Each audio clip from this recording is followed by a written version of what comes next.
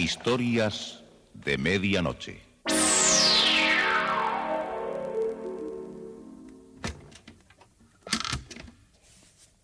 Buenas noches. La cadena SER les invita desde este momento a entrar en la biblioteca del suspense. Adelante.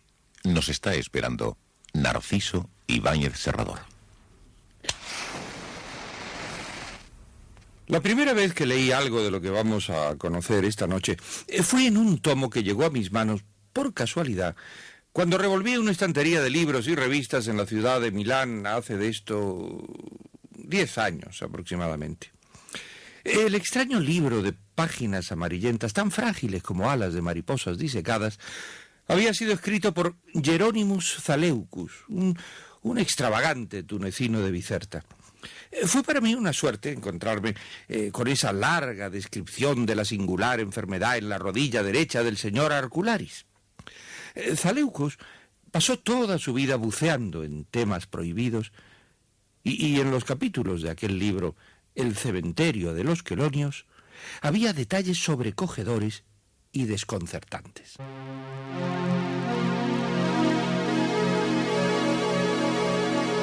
La rodilla del señor Arcularis, un relato de Joaquín Amichatis, con la actuación de Francisco Portes, José María Escuer y José María Molinero.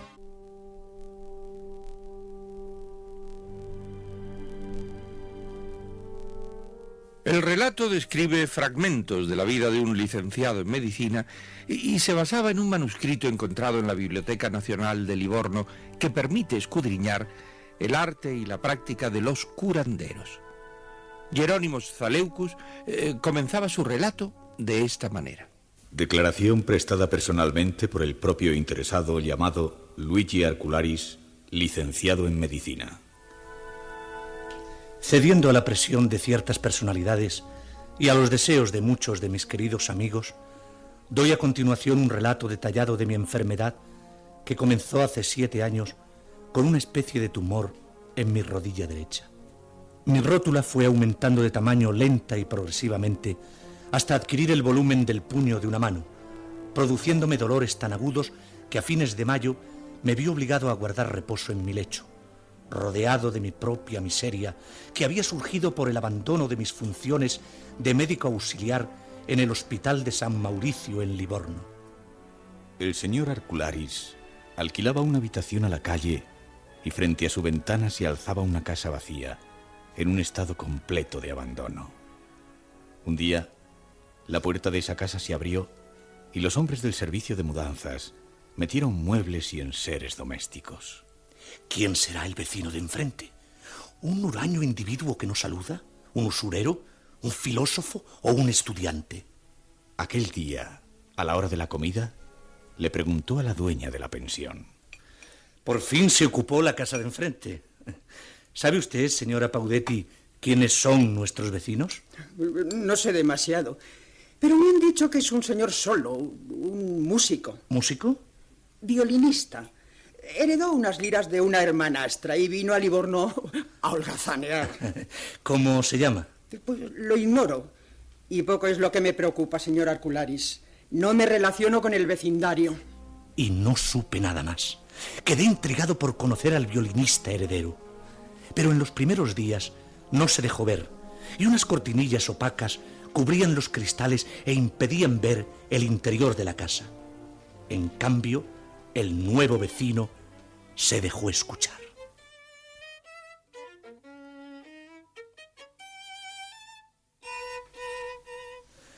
Ay, ya está tocando su violín. Todas las noches de 9 a 10 interpreta una obra. No tiene mala técnica, pero es frío, monótono. No le pone alma a su arco. Una mañana en que se encontraba mejor de su rodilla, salió a dar un corto paseo, observando la cortina de la ventana de enfrente levantada. E impelido por la curiosidad, cruzó la calle y miró por los cristales para conocer a su vecino. Luigi Arcularis lo vio. Lo vio y lanzó un ahogado grito de sorpresa. ¡Dios todopoderoso! ¡No tiene cabeza! Sí, el violinista nocturno era un hombre decapitado. Aunque aunque una masa oscura de carne floreció de pronto sobre sus hombros, lo mismo que un globo que se infla, y emergió algo parecido a un cráneo. Un rostro desfigurado intentó esbozar una sonrisa. Me ha visto y me está saludando. Es un verdadero monstruo. Se apartó de la ventana y continuó su camino, temblándole las piernas.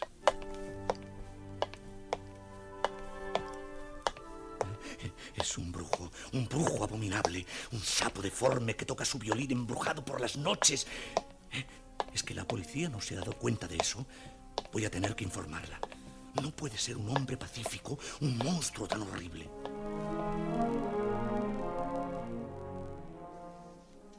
Este suceso consta en un diario secreto del propio señor Arcularis. Comentó el hecho con la señora Paudetti, pero ésta no le hizo caso. Y por la noche se estremeció al escuchar las cuerdas del violín del brujo.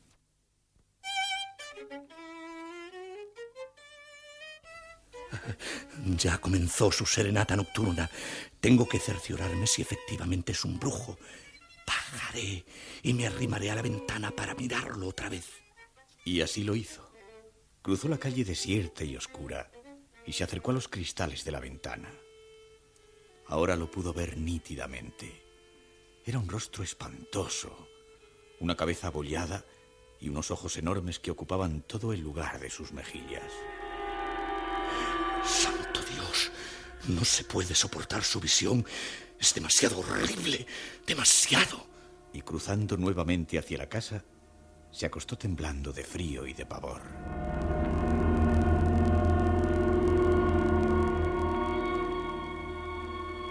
Durante varios días de diciembre, Luigi Arcularis no vio a su vecino. Pero la curiosidad comenzó a hacer de las suyas y se acostumbró todas las noches a bajar sigilosamente a mirarlo a través de la ventana. Y el jueves se dijo mientras lo miraba: no tiene boca y su cráneo es puntiagudo. Y el viernes pensó al verle: su boca es enorme, los labios caídos le cubren la barbilla y su cabeza es cuadrada. Y el sábado musitó lleno de angustia: sus manos se separan de los brazos y su cuerpo se parte en la mitad. Es una bola de carne y de ropas y no tiene ojos. Es algo pavoroso. Y el domingo exclamó asombrado: su cabeza es alargada como una lanza, su vientre es enorme y tiene un solo ojo gigantesco que le cubre toda la cara. Y así fue como Arcularis llegó a una conclusión. Es un brujo endemoniado que se transforma todas las noches. Cada día adquiere una forma distinta, siempre monstruoso, delirante, horripilante. Ah, y eso lo ignora el barrio. Solo yo he descubierto este secreto.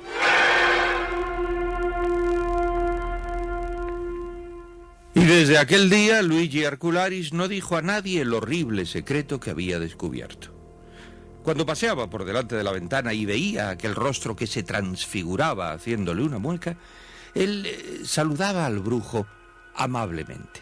¡Qué desfachatez! Se colocó cerca de la ventana y todavía me saluda cuando cruzo la calle con su rostro desfigurado. Pero el señor Arcularis se sintió mal de su rodilla y guardó cama durante una semana. Una tarde, la señora Paudetti entró en su cuarto y le dijo: doctor Arcularis, el vecino de enfrente ha venido a verle. ¿Qué? ¿El hombre de la casa de enfrente? Sí, me dijo que se había enterado de que estaba usted malo y ha querido visitarle. Dios mío, ¿qué quiere ese monstruoso brujo? ¿Para qué puede haber venido? Le digo que pase. Es decir, no sé. Está esperando. Sí. Que pase. El señor Arcularis aún no se sentía del todo bien, pero se apresuró en darse la vuelta hacia la pared y cubriéndose casi por completo con las sábanas, esperó la llegada del brujo. Oyó la puerta que se abría y que unos pasos se acercaban. Buenas tardes. Mi nombre es Vaucluse, y soy el vecino de enfrente, el que toca el violín por las noches. He sabido que usted es médico. El señor Arcularis, sin darse la vuelta, dijo... ¿En qué puedo servirle, señor Vaucluse? Pues vine solo para saber cómo se sentía usted. ¿Está mejor de su rodilla? Me dijeron que la tiene muy hinchada. Sí, fue un ataque reumático o artrosis en la rótula, pero los dolores han mitigado mucho. Ya nos conocimos a través de la ventana, ¿no es cierto? Su amabilidad es falsa. Trata de ser agradable con la voz para compensar su horrible fealdad desfigurada. Estoy seguro que si me doy la vuelta y le miro la cara, me desmayaré. Será mejor que me mantenga así, de cara a la pared. ¿No le molesta en las noches el sonido de mi violín? No. Perdone que le dé la espalda, pero recostado de este lado me siento mejor. No se preocupe. Siga en esa posición. Cuando se mejore y después de las fiestas, quiero invitarle a mi casa. Verá, le mostraré algunas partituras del siglo pasado. Son una reliquia. ¿Le gusta Bach? ¿Bach? Oh, sí, me encanta Bach. ¿Y qué opina de Sibelius? Pues lo conozco menos. Me alegro que entienda de música. Ya lo sabe, señor Arcularis. Tiene usted su casa al frente y visíteme cuando quiera. No lo molesto más. Que se mejore de su rodilla y muchas gracias. Gracias a usted. Oyó los pasos que se retiraban y la puerta se cerró. Arcularis quedó inmóvil en su lecho, sudando copiosamente. Es un astuto y sibilino individuo. Me quiere envolver en su magia horrorosa. Cree que voy a ser su víctima, pero se equivoca. Yo voy a terminar con él antes de que ese brujo me extermine con sus sortilegios.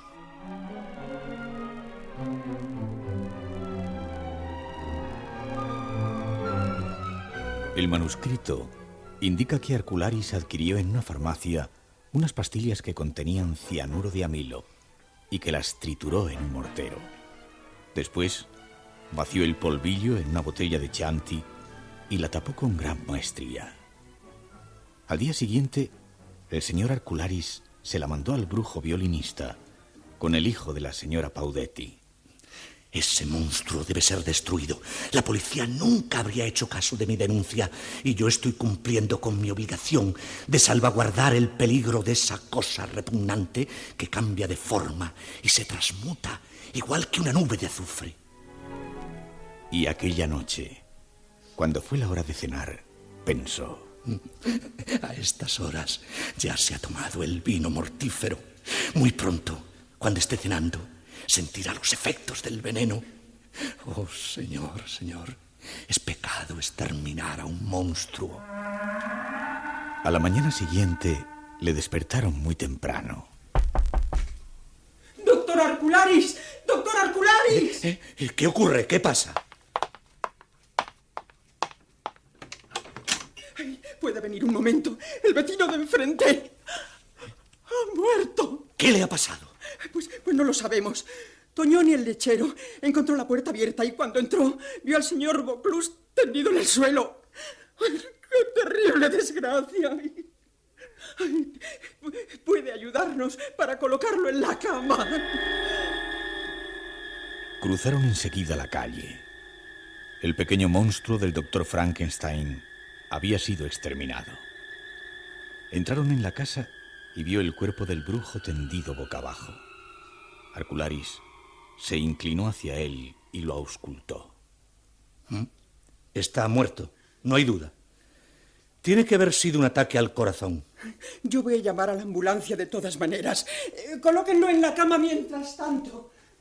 Arcularis descubrió sobre la mesa la botella de Chianti, pero esta no había sido abierta.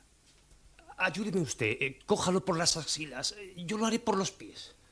Arcularis se inclinó y al darle la vuelta al cuerpo, miró su rostro con sorpresa.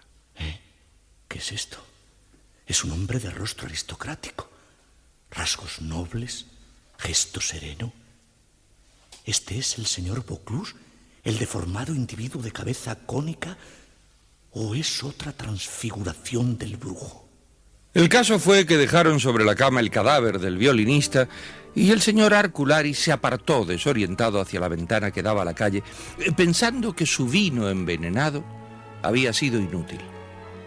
En aquel momento cruzaba desde la acera de enfrente una mujer enana con las piernas torcidas.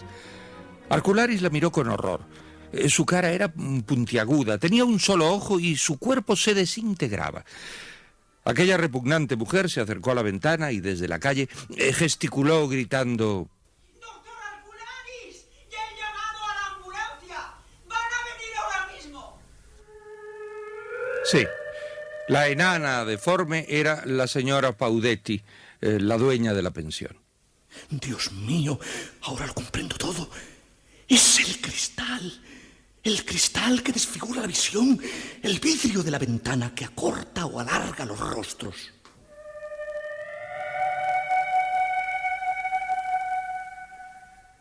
Ni el violinista era un monstruo, ni la señora Paudetti una enana. Los gastados cristales de la ventana, ondulados, transformaban caprichosamente a las figuras humanas, distorsionándolas y convirtiéndolas en verdaderas monstruosidades de feria. Desde aquel suceso, tan poco afortunado para el violinista muerto, el señor Arcularis conservó un miedo insuperable hacia todo aquello que fuese de cristal. Por eso he venido a vivir aquí, a la azotea. ¿Ustedes creen que es un manicomio? No. Es solamente una casa sin cristales. O sea, un viejo palomar vacío. Tiene una litera y he cubierto con lona la rejilla de alambre. Esta es mi habitación sin ventanas con cristales. Aquí en la azotea me siento tranquilo. Si usted usa gafas, no se ponga delante de mí, por favor. Sus ojos acristalados me llenaría el alma de pavor. Porque hay que destruir el cristal. Todos los vidrios del mundo, todos, las gafas verdes o azules mienten, pintándonos el paisaje y los cielos con otros colores, y si son transparentes, nos engañan de tamaño, nos empequeñecen las cosas, nos tuercen las calles. Verán, si miramos la Torre Eiffel a través de un cristal, puede parecernos que está torcida. Lo mismo que la Torre de Pisa. No, háganme caso. Nunca cristales delante de sus ojos.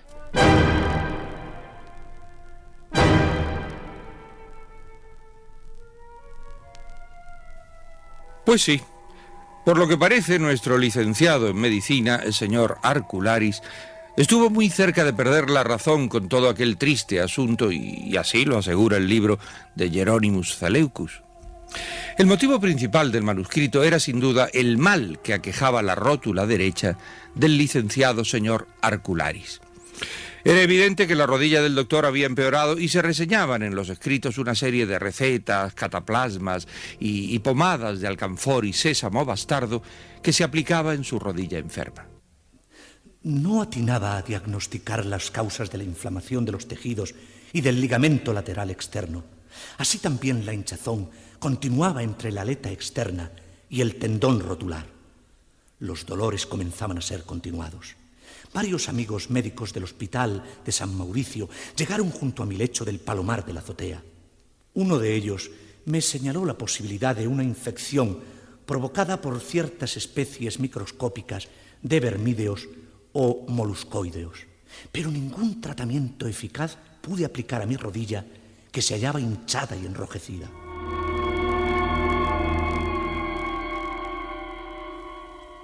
La dueña de la humilde casa donde vivía le habló una tarde de cierto doctor licenciado en medicina interna.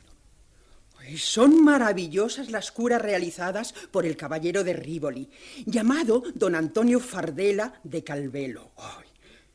Su rodilla está cada día peor, señor Arcularis.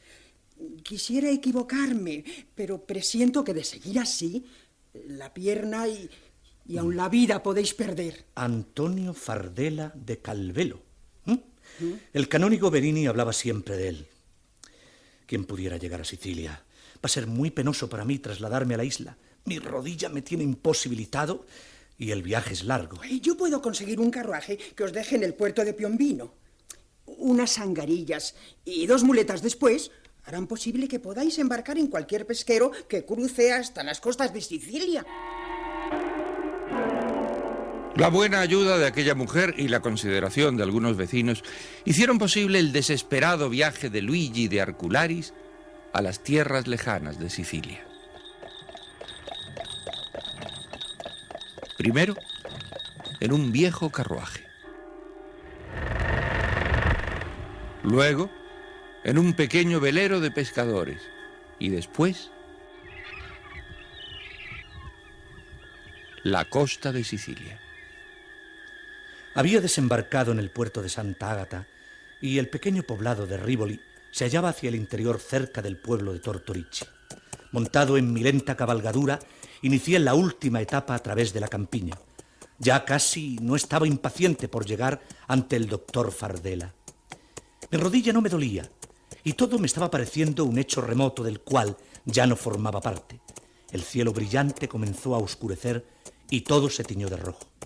Se había extendido la niebla por las bajas colinas y acabó por envolverme en su seno espectral, de suerte que me extravié y no pude encontrar indicación alguna que me orientara hacia Rímini, donde pensaba pasar la noche. Pero cuando ya la oscuridad era completa, encontré por el camino a un aldeano que me guió hasta el deseado pueblo donde vivía el conocido doctor don Antonio Fardela de Calvelo.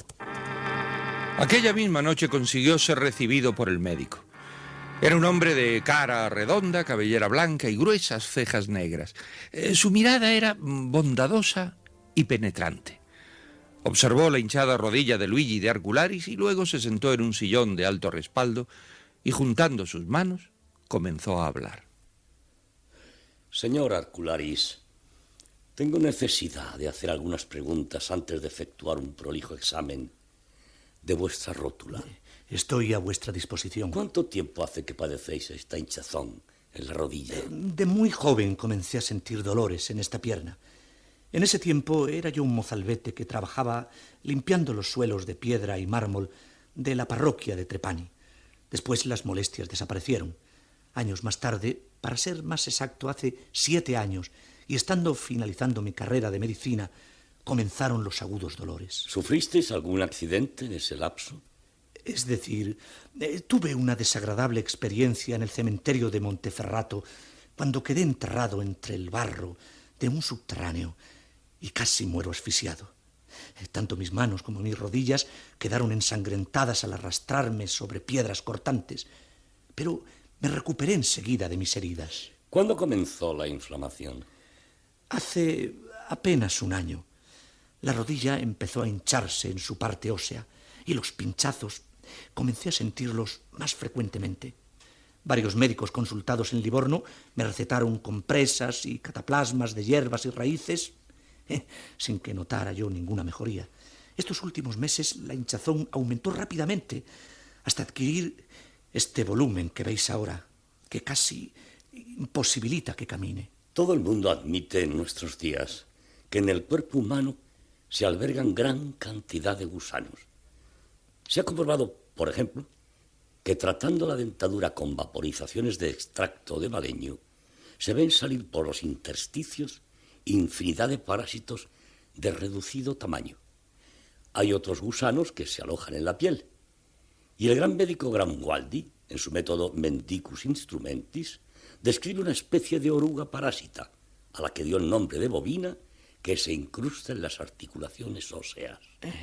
Doctor don Antonio Fardela, ¿creéis acaso que esa inflamación mía se deba a algún parásito o gusano? No, de algo estoy seguro, y es que no se trata de gusanos.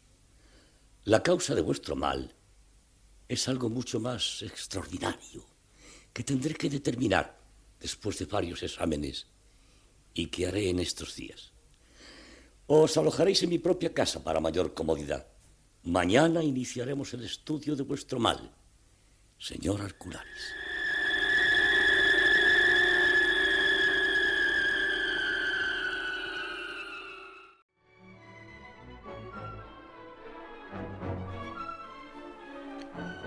Por espacio de 5 días, el doctor Fardela dedicó varias horas diarias al estudio de la enfermedad de Luigi de Arcularis.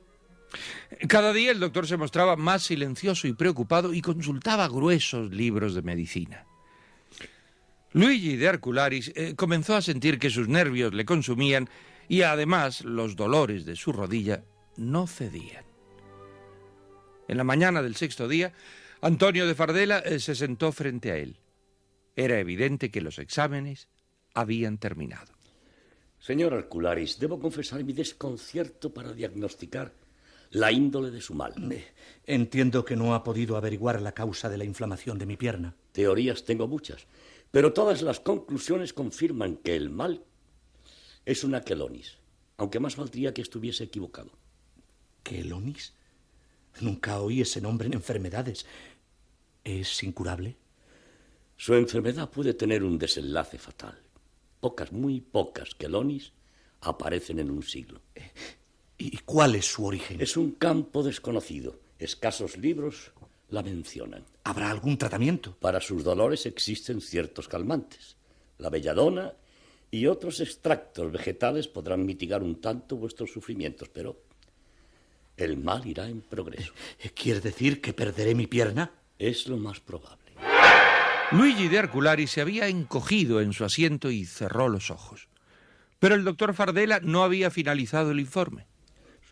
Su caso, señor Arcularis, será tal vez el segundo o tercero que registra la historia de la medicina. La principal causa de la inflamación de la rótula se debe al hecho de que en el interior de su rodilla vive y crece una tortuga. ¿Una tortuga? Sí, una tortuga que se ha gestado en la rótula y que aumenta de tamaño lentamente entre el cóndilo y el tendón rotular. Doctor Fardela, esto es horrible. Está perfectamente demostrado que los licenciados de los tiempos pasados conocían la enfermedad a la que dieron el nombre de quelonis, no por la forma del tumor, sino por el hecho de que está provocada por una tortuga. Los exámenes de su rodilla indican que estamos ante dicha enfermedad. Sí, un osteoma quelonis. Pero, ¿qué voy a hacer con ese horrible galápago creciendo en el interior de mi rodilla? El tratamiento no es fácil. La cirugía solo recomienda la amputación de la pierna. ¿Es posible que no se pueda extirpar ese pequeño monstruo? Podríamos intentar algo.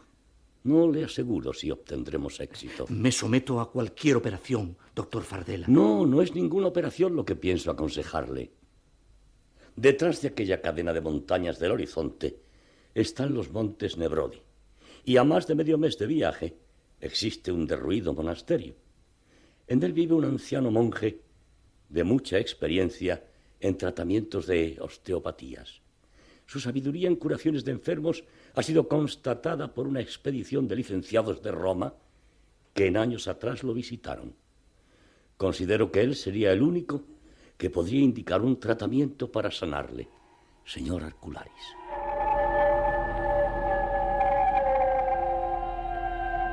Luigi de Arcularis aceptó el consejo del doctor Fardela.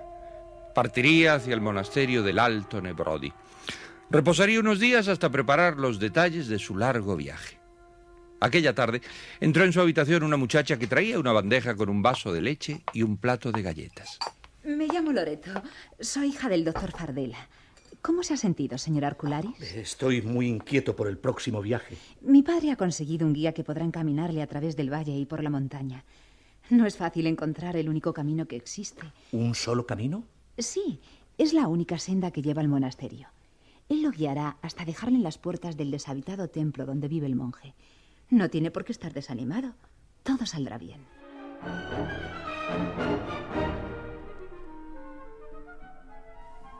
Las palabras de la joven Loreto sonaron en sus oídos como bálsamo tranquilizador. A la mañana siguiente se completaron los detalles. 2 mulas con alforjas de víveres y agua, 2 fanales de aceite y una buena provisión de mantas formaban los elementos indispensables para cruzar los montes del Alto Nebrodi. Al mediodía, don Antonio de Fardela le entregó un sobre. Esta carta es para el monje Paulo Wechsel.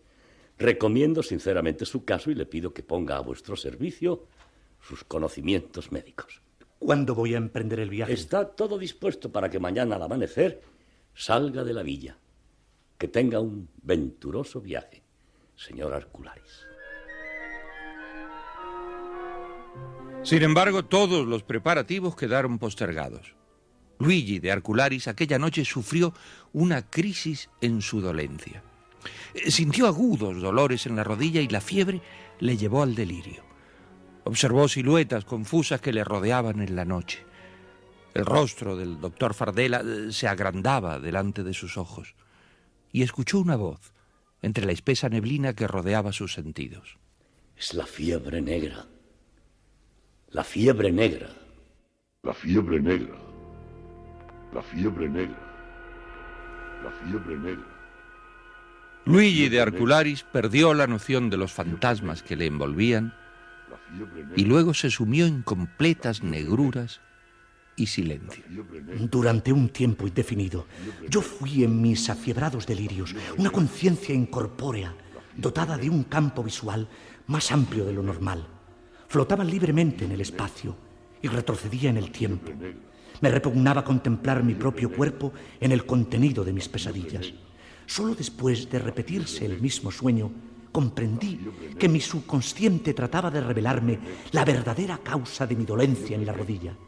Las visiones se hicieron más concretas y nítidas hasta que al fin pude percibir aquella pequeña taberna de Livorno donde frecuentaba muchas noches cuando salía del hospital clínico.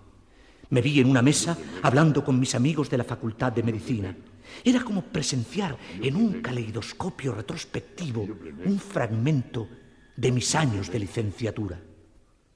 Si no tienes miedo a los muertos, visita por la noche la tumba de un familiar o un conocido y con un martillo clava en su lápida un hierro de 20 centímetros.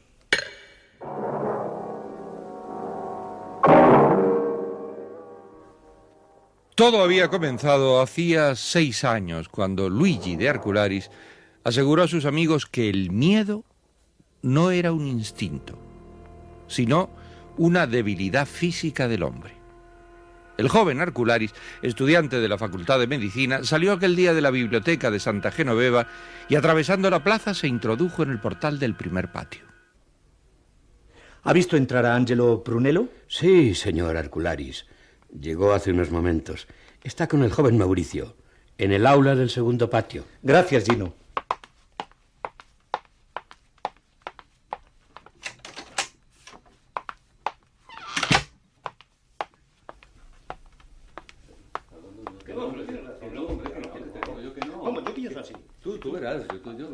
Pues mira, aquí llega la opinión que nos faltaba. Hola, buenos días. ¿De qué estáis hablando, eh? ¿De los nuevos recetarios del doctor Volpi? Estamos hablando del miedo. ¿Del miedo? ¿Cuál es la discusión? Ángelo te lo resumirá mejor. No es discusión, es una simple conversación analizando el temario del profesor Vilanio. ¿El que falleció la semana pasada? ¿Bruno Vilanio? El mismo. En su última clase expuso conceptos definidos sobre la debilidad del hombre. Bueno, en otras palabras, el valor humano. No asistí a la última clase de Vilanio, pero me imagino que debió sustentar las mismas estupideces de siempre. No creo que merezca ese trato Bruno Vilanio. Bueno, yo no niego que en su juventud fuese inteligente, ¿no? Pero el profesor Vilanio, en sus últimos años, demostró ser un hombre caduco. No estoy de acuerdo. Mira, conozco todas sus teorías. Cuando comenzaba a decirnos, este mundo no es un cementerio de valores muertos, sino un lugar donde se forjan las almas mediante nuestros instintos. Parece que lo estoy viendo con su barba gris y su espalda encorvada. Se aseguraba que el hombre jamás podría dominar su propio intelecto y que el miedo era instintivo. ¿El miedo? El miedo es una sugestión. ¿Miedo a la muerte? Pueril. ¿Miedo al sufrimiento de la carne? Los estúpidos creen en eso. Demuéstratelo a ti mismo y sométete a una prueba de valor. ¿Una prueba de valor? ¿Acaso quieres que incendie la universidad o que le tire de los bigotes al profesor Benotti? Eso serían locuras y no rasgos de valor. ¿Te someterías a la prueba que te digamos? Si no va contra las leyes, estoy dispuesto. ¿Se te ocurre algo, Mauricio? Sí, algo fácil. Arcularis, si es verdad lo que tú dices sobre que el miedo es controlable, visita esta noche la tumba del profesor Vilanio y con un martillo clava en su lápida un punzón de 20 centímetros.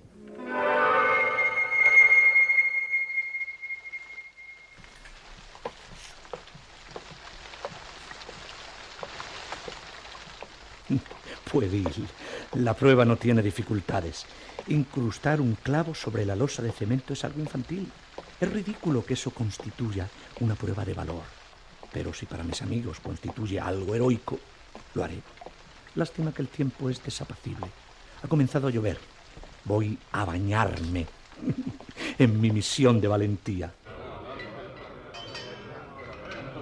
A la salud de Luigi, que esta noche va a demostrar que el miedo es una enfermedad común y corriente. Bueno, si creéis que me voy a impresionar por esa especie de temor que rodea el respeto a los muertos, estáis equivocados. Hay una superstición húngara que asegura que el clavar un hierro en la lápida de un panteón produce la resurrección del cadáver enterrado. Me agradaría ver la cara de Luigi si el profesor Vilanio se levantara de su fosa para decirle: discípulo Arcularis, es usted un profanador de tumbas. No creo que salga a mojar su calvicie bajo la lluvia. Oye, bromas aparte, se está haciendo tarde. Aquí llevo el martillo y el clavo. Os dejo.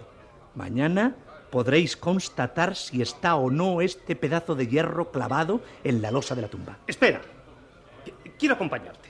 ¿Tú? Sí, deseo experimentar con mis nervios. No cometas imprudencias. Tú crees en la teoría del miedo. Vas a pasar un mal rato. Trataré de soportarlo. Creo en el miedo, pero también tengo fe en la resolución de Luigi.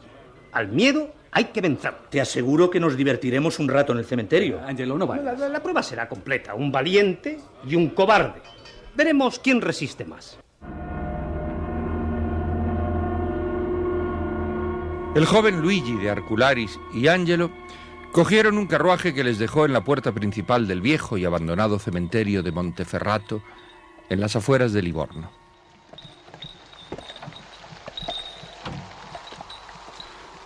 La tormenta había arreciado cuando bajaron en la avenida de San Benedetto. Las capas negras de los estudiantes flotaban como inmensas alas a causa del fuerte viento.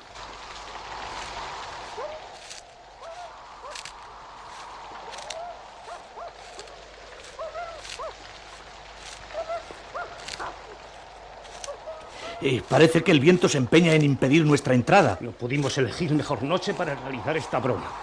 La lluvia nos está dejando empapados. Oye, ¿y para qué trajiste tu pequeño estuche de instrumental quirúrgico? No iba a dejarlo en la taberna. ¿Y tú trajiste la linterna? Sí, aquí está. Sígueme, Angelo. Esta es la entrada. La tumba del profesor Vilanio está al fondo del cementerio. Tendremos que caminar un buen trecho. Cruces carcomidas, montones de tierra, centenares de hojas resecas, silenciosas lápidas y blancas figuras rodeaban a los dos estudiantes. ¿Sabes? Esto impresiona a cualquiera. Nunca había cruzado un camposanto en plena noche. Imagínate que estás en pleno Livorno y que te diriges a un baile de máscaras. ¿Qué es eso? Parece un perro. Es un mal presagio. Sí. No había comenzado bien la aventura de Arcularis y su acompañante en el cementerio de Monteferrato porque nunca aullidos fueron bien recibidos.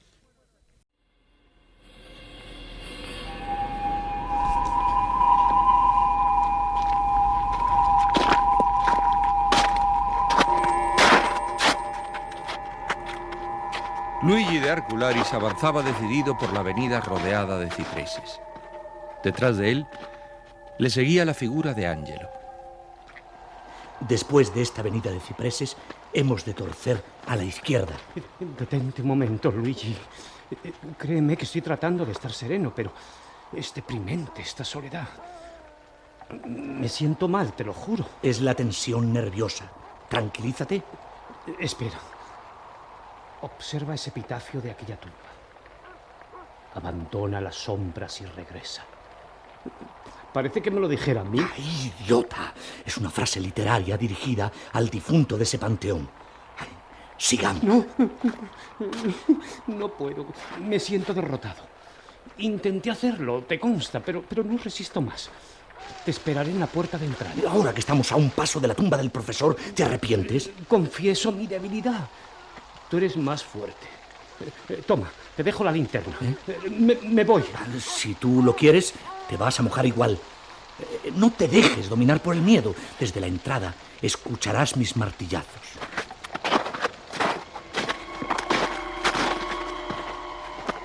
Luigi de Arcularis había llegado muy cerca de la tumba del profesor Villani. Una ráfaga de viento lanzó sobre su rostro un largo trapo deshilachado. Realmente todo lo que me rodea es desapacible. Ah, esta es la tumba y la lápida. Marcel Villani, 1865-1926. La muerte me acompaña. Manos a la obra. Aquí está el clavo y el martillo. A ganar la apuesta, Luigi. Apoyaré el clavo en este lado y comenzaré a golpear. Siento romper el silencio. Perdón, profesor Villani.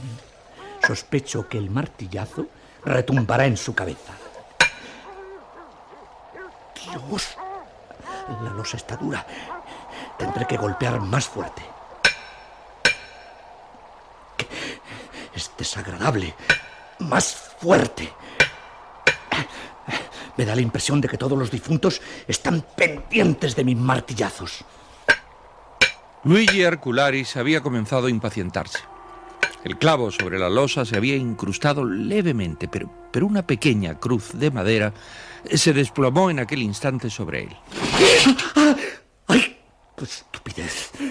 Me he herido la cara con esa madera y la mejilla me sangra. Arcularis se había incorporado y quiso alejarse de la tumba del profesor Villani. Quiso, pero no pudo. En su precipitación resbaló en el barro, rodando hasta el mismo borde de una fosa abierta. ¡Maldita sea! Con la caída, el pequeño estuche que llevaba se le soltó de la mano y fue a parar al fondo de la zanja, donde se adivinaba un ataúd deshecho y semiabierto. Recuerdo que cogí una pala llena de barro y me incliné hacia los restos de aquel ataúd para buscar mi estuche de instrumental quirúrgico. Bajo mis pies noté un rebullir inquieto. Sentí una rabia furiosa al comprender que ese desvencijado sarcófago era un nido de ratas y que tendría que introducir mis manos allí para recuperar el estuche de piel. Arcularis arrancó la tapa del ataúd con la pala. Después dirigió la luz de la linterna hacia la fosa. La lluvia salpicaba ahora el blanco tapizado de raso. El ataúd estaba vacío. El extremo del cajón había sido perforado, carcomido, y el boquete comunicaba con una galería subterránea, pues en aquel mismo momento vio cómo desaparecía a tirones su estuche. Arcularis comprendió que las ratas se le habían adelantado y que se le estaban llevando el instrumental quirúrgico envuelto en la funda de piel. Me dejé caer a gatas sobre el ataúd y agarré el estuche con todas mis fuerzas. De un tirón, el estuche de piel fue arrancado de mis manos en medio de varios chillidos agudos. El agujero de la galería era suficientemente grande para que se pudiera entrar arrastrándose por el barro. No lo dudé un instante. Tenía que recuperar el instrumental de cirugía. Por tener directa relación con la enfermedad de la rodilla del señor Arcularis, Hieronymus Zaleucus describe en su libro este episodio con gran profusión de detalles.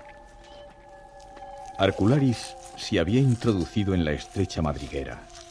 Delante de sí, a la luz de la linterna, podía ver cómo el pequeño estuche de piel seguía siendo arrastrado por las ratas hacia el fondo del túnel de tierra.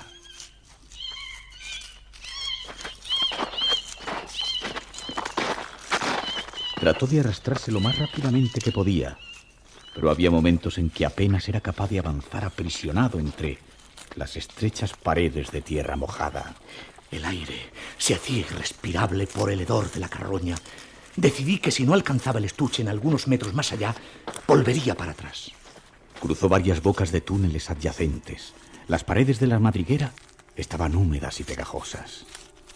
Por 2 veces consecutivas, oyó a sus espaldas pequeños desprendimientos de tierra. El peligro de su situación se le apareció de pronto en toda su espantosa realidad. Decidí abandonar mi persecución tras el estuche de piel, pero fue entonces cuando me di cuenta que el túnel era demasiado estrecho para dar la vuelta. El pánico se apoderó de él por un segundo, pero recordó la boca lateral que acababa de pasar y retrocedió dificultosamente hasta llegar a ella. Introdujo las piernas hasta que pudo dar la vuelta. Luego comenzó a arrastrarse hacia la salida, pese al dolor de sus rodillas magulladas. De súbito, una punzada le traspasó la pierna. ¡Ay! Y pateó furiosamente.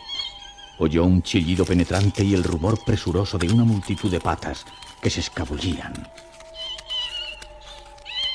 Al enfocar la linterna hacia atrás, pudo verlas. Son enormes. Eran unos bichos deformes, grandes como gatos. Pero lo que intrigó a Luigi de Arcularis fue unas formas negruzcas que se vislumbraban tras las ratas. Comencé a rectar a lo largo del túnel hacia la salida, pero no tardé en oír de nuevo las carreras de las ratas detrás de mí. Y pronto se subieron sobre sus piernas mordiéndole. ¡Ay! ¡No! ¡Fuera! ¡Fuera! ¡Apartaos! Repeliendo a aquellos voraces animales, avanzó pataleando y aplastando algunos cuerpos contra las paredes. Me había detenido un momento a descansar. La linterna estaba amortiguando su luz cuando descubrí aquel bulto informe a mi lado. Se trataba de la cabeza de una momia negruzca y arrugada. Aquella cabeza disecada pareció moverse y avanzar hacia él. Tenía unos ojos vidriosos, hinchados y saltones, que delataban su ceguera, y al acercarse hacia el rostro de Arcularis, que había quedado rígido, lanzó un sordo gemido plañidero y entreabrió sus labios pustulosos, desgarrados en una mueca de hambre espantosa. Por todos los infiernos, ¿qué es esto? Con un brazo casi aprisionado en el barro, pudo agitar la linterna y la luz volvió a iluminar la madriguera. La arrugada faz de la momia, a pocos centímetros de su cara, se vio ahora con claridad. ¡El santo Dios! ¡Es posible! No. No era una momia, ni un cadáver resucitado, ni tampoco un monstruo. No. Era una tortuga. ¿Sí? Era una tortuga que avanzaba torpemente con sus patas torcidas por el lodazal de la galería. Un quelonio que se estaba acercando con sus mandíbulas abiertas hacia el rostro de Arcularis. Este apartó la cara con un rápido gesto y apretó su cabeza contra la tierra húmeda para evitar el contacto con el reptil. Pero de la boca babeante de la tortuga había surgido una especie de lengua negruzca que se pegó en la mejilla de Luigi de Arcularis y rápidamente lanzó un mordisco. Recuerdo que grité, pero no por el dolor que me podía haber causado la mordedura del repugnante reptil, sino por el asco que me produjo el contacto de sus pustulosos bordes de la boca. Me precipité frenéticamente por la abertura lateral. Arcularis oía arañar a sus pies el confuso jadeo de la criatura que le seguía de cerca. Al reptar con desesperación por el barro, notaba un intenso dolor en sus manos y rodillas al rozar con las piedras afiladas incrustadas en la tierra. El fango le salpicaba los ojos, pero no se atrevió a detenerse un segundo. Continuó avanzando a gatas jadeando, rezando y maldiciendo ahogadamente. El túnel es interminable. Dios mío, parece que me he desviado de la galería central. He debido tomar un pasadizo lateral que posiblemente no lleve a la salida.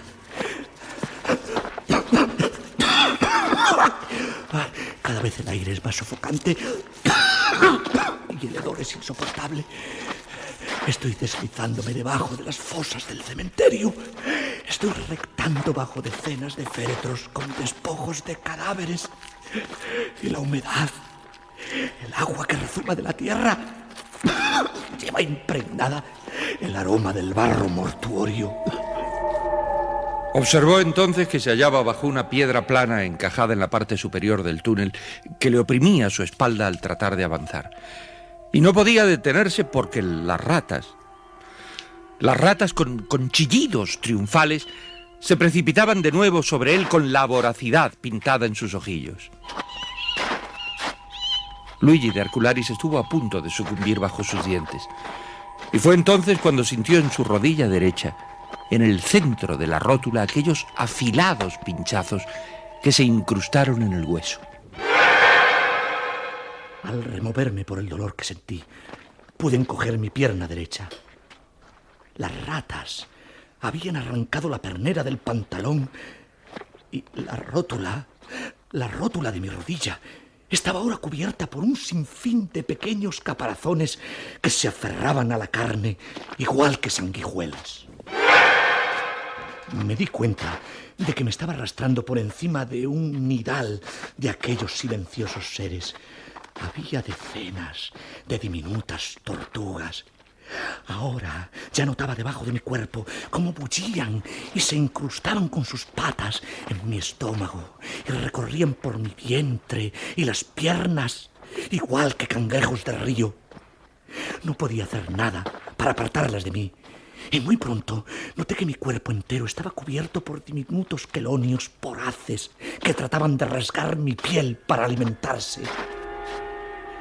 Al tratar de seguir arrastrándome por aquel barro donde pululaba un hervidero de caparazones con patas, sentí sobre mi espalda una pesada presión. Era el enorme ejemplar del quelonio que había mordido su mejilla, que se había encaramado a su espalda. Gris, leproso, repugnante, clavó en sus omóplatos las uñas de sus muñones torcidos. ¡No! ¡Infernal Galápago! Con sus dos manos se aferró a una piedra que sobresalía del techo de tierra y tiró de ella con todas sus fuerzas. La bóveda de barro se desplomó en pedazos y la piedra cayó rozando sus pies. Oía los agudos alaridos de las ratas que quedaban atrapadas por la tierra. Apresuré mi huida por el túnel, pero el redondo agujero se estaba desmoronando. El túnel seguía estrechándose hasta que de pronto notó un jirón de raso bajo sus dedos crispados y luego su cabeza chocó contra algo que le impedía continuar. Me hallaba boca abajo y al tratar de levantar mi cabeza noté que el techo estaba a escasos centímetros de mi espalda. Sí. Luigi de Arcularis había elegido un túnel que no tenía salida. Bueno, es decir, ahora ya no era un túnel donde estaba. Se encontraba en un ataúd. En un ataúd vacío al que había entrado por el agujero que las ratas y los quelonios habían practicado en su extremo. Intenté ponerme boca arriba, pero no pude. La tapa del ataúd se mantenía inexorablemente inmóvil. Sin duda que aquel sarcófago estaba enterrado a 2 metros de la superficie. Respiraba con dificultad. Hacía un calor sofocante y el desagradable olor de las tortugas y de las ratas se encerraba en la caja. En un paroxismo de angustia desgarró y arañó el forro acolchado hasta destrozarlo. Salir, tengo que salir. Durante un momento se revolvió histérico en su estrecha prisión y luego se calmó, boqueando por falta de aire. Cerró los ojos y le pareció escuchar otra vez los chillidos de las ratas y unos golpes sobre su cabeza.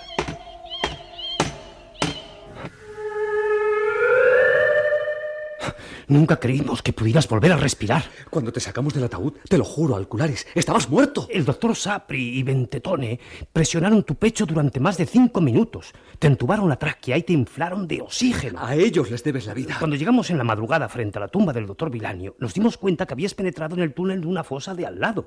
Tu capa estaba sobre el ataúd y encontramos un zapato en la boca del túnel.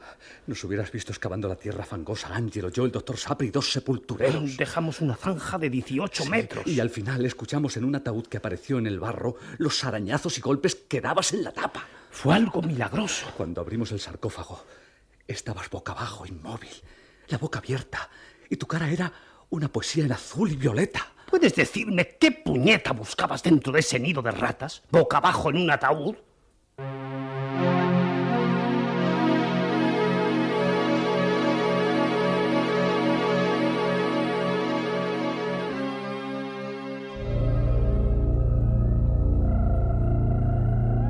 Nunca supo cuánto tiempo estuvo sin conocimiento. Repentinamente se dio cuenta de que abría los ojos y que veía el rostro del doctor Fardela inclinado hacia él.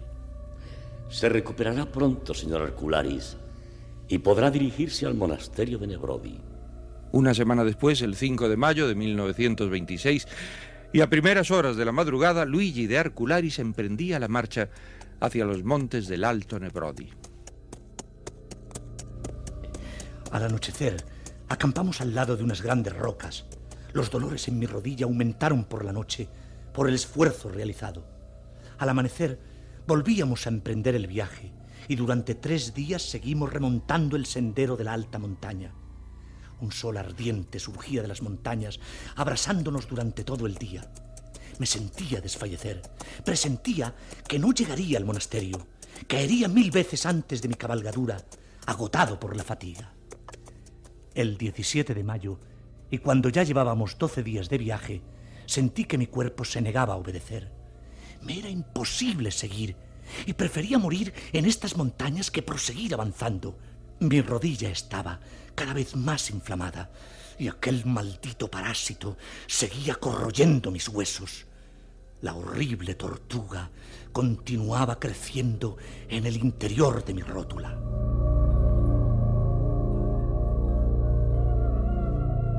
El guía persuadió a Arcularis a proseguir la marcha y 6 días más tarde llegaban a un frondoso valle donde se alzaba el monasterio.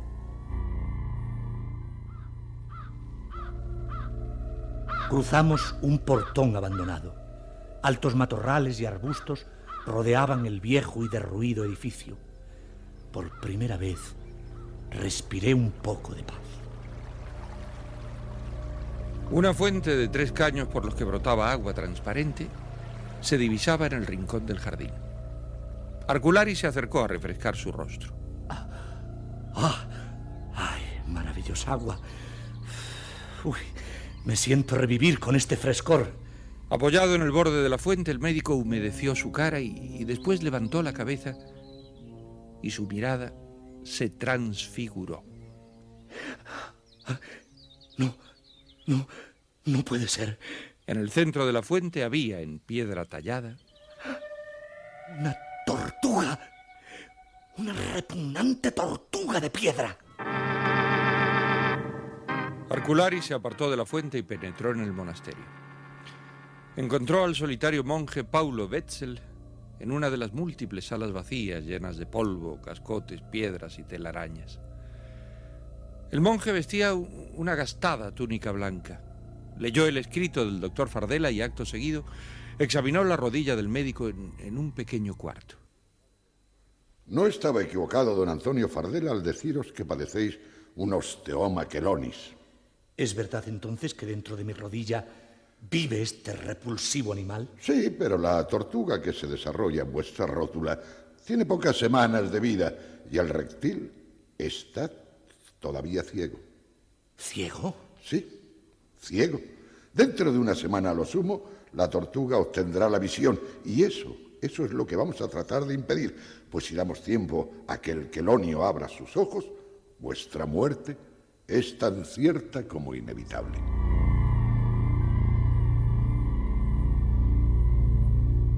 Luigi de Arcularis fue instalado en un apartado recinto del monasterio.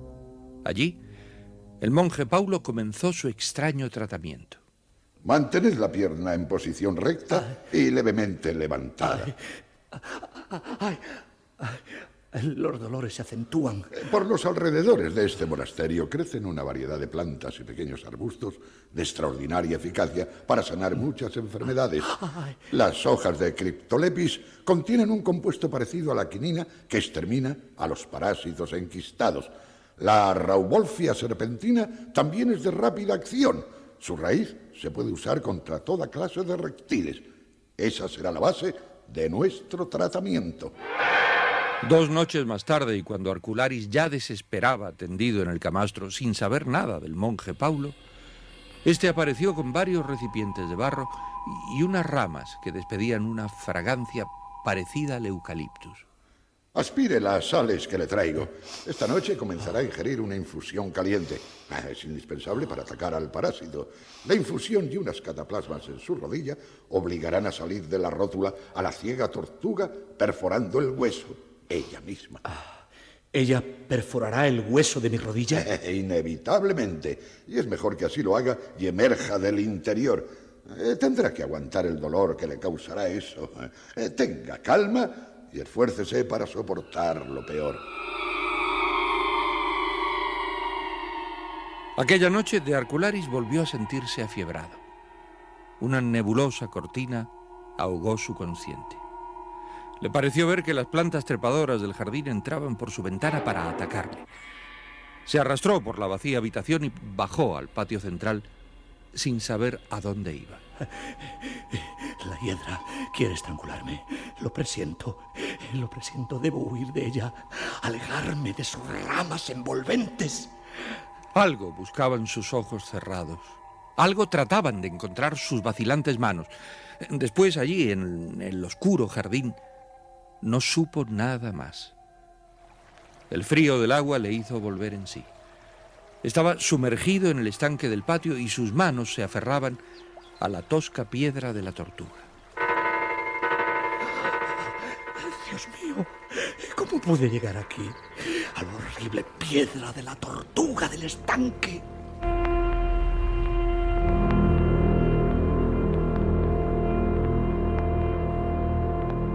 Cuando al día siguiente el monje Paulo examinó la rodilla de Arcularis, exclamó decidido: El proceso de su enfermedad se ha acelerado. Confiad en Dios, pues esta tarde, antes de que anochezca, el tumor de vuestra rodilla se abrirá por sí solo y el quelonio intentará salir para alimentarse. Los hechos ocurrieron así. Una hora antes de esconderse el sol, Luigi de Arcularis comenzó a gritar. La piel de la rótula se desgarró formándose una cavidad negra y profunda. El monje vendó la rodilla suavemente. Arcularis tenía el rostro cubierto de un frío sudor. Tengo que advertiros que vuestra enfermedad llega el momento más peligroso. Os recomiendo serenidad ante el dolor. Bebed esta tisana. A medianoche el monje Wetzel comenzó a sacar la venda. Y fue entonces cuando la cabeza ciega de la tortuga asomó por la perforación de la rótula. Pronto, el líquido de raíz de mustroga. Debo humedecer la cabeza de la tortuga inmediatamente. Roció rápidamente el cráneo de la tortuga que emergía por el agujero de la rodilla. Téngase quieto, por el amor de Dios. Estoy completando la cura más importante. El parásito ya no tiene posibilidades de vida. Este líquido de mustroga lo mantendrá ciego y pronto ese horrible animal dejará de existir. ¡Quieto! ¡Quieto! ¡No se mueva! Mantenga inmóvil la pierna.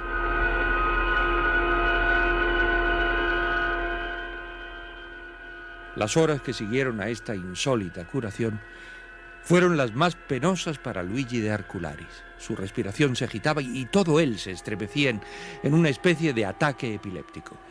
Rojo profundo, círculos concéntricos que se agrandaban en mis pupilas, morado rojo, negruras por el borde de mi visión que se quemaba por una luz intensa y después aquel frío intensísimo que hacía estremecer mi cuerpo.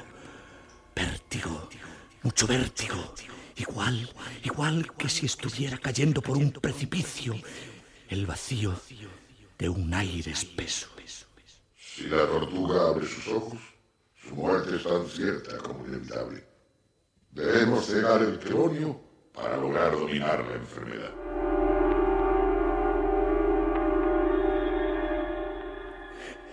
No. Amputadme la pierna. Sacadme de aquí. Quiero volver a Livorno. Salvadme. Estirpadme esa horrible tortuga de mi rodilla.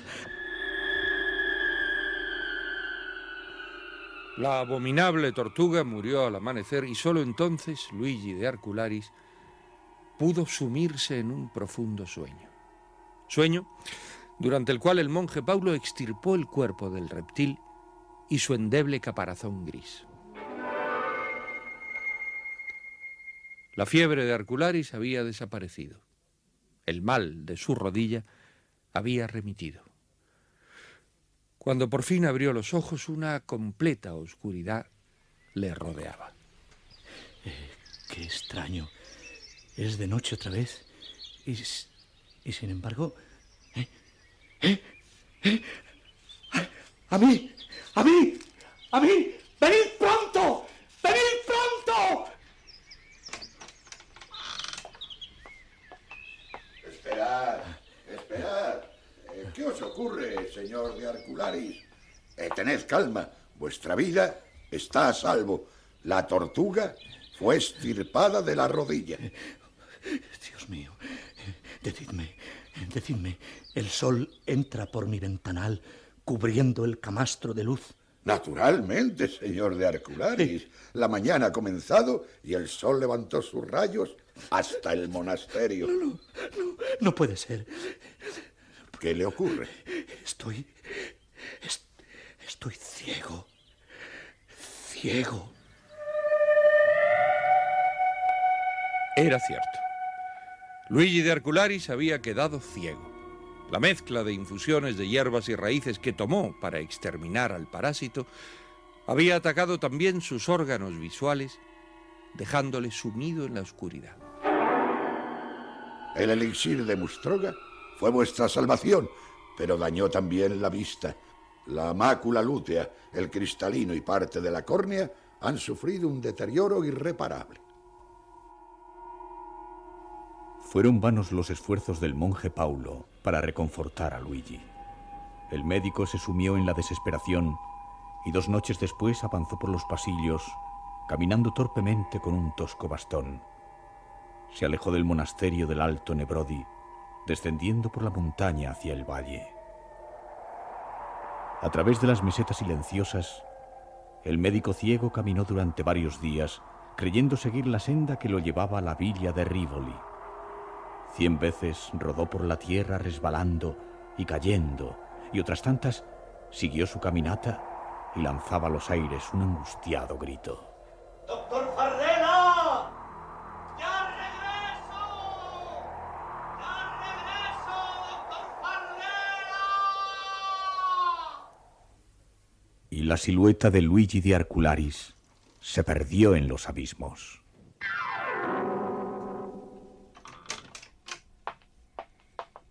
Gracias a Dios que ha vuelto en sí, señor Arcularis. ¿Cómo se siente? La fiebre ha desaparecido.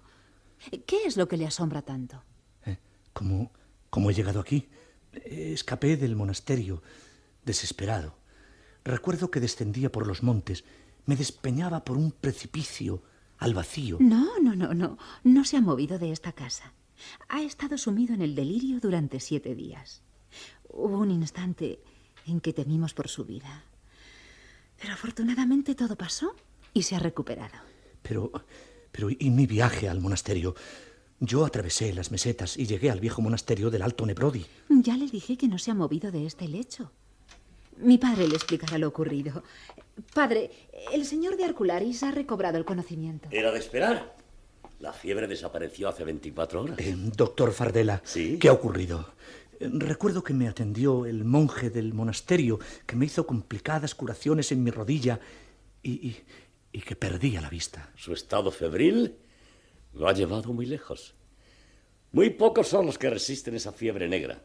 Afortunadamente, ha podido usted superar la crisis y su viaje fue definitivamente postergado.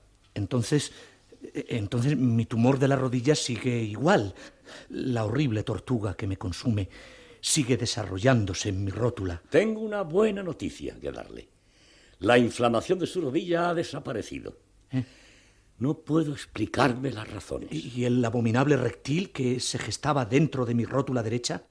Indiscutiblemente en su pierna no existió un osteoma quelonis.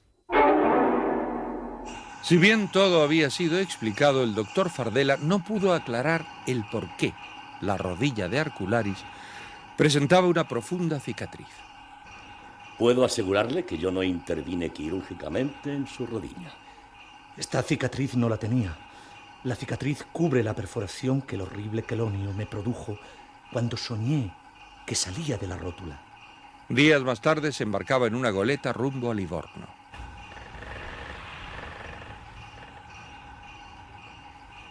¿Pesadilla? No, yo estoy seguro de que viajé al viejo monasterio del Alto Nebrodi. Y el documento que atestigua lo sucedido al licenciado Luigi de Arcularis termina diciendo: Nunca más Luigi de Arcularis tuvo molestias en su rótula derecha, y quedó siempre la duda si la causa de su mal fue realmente extirpado en las altas cumbres de Nebrodi en manos del monje Paulo, o fue solamente una mejoría natural. Como testigos de fe de lo ocurrido firman Giovanni Martelli, notario real, y los doctores en medicina Francesco Boltoni y Julius Vanetti, a 28 de noviembre del año en gracia.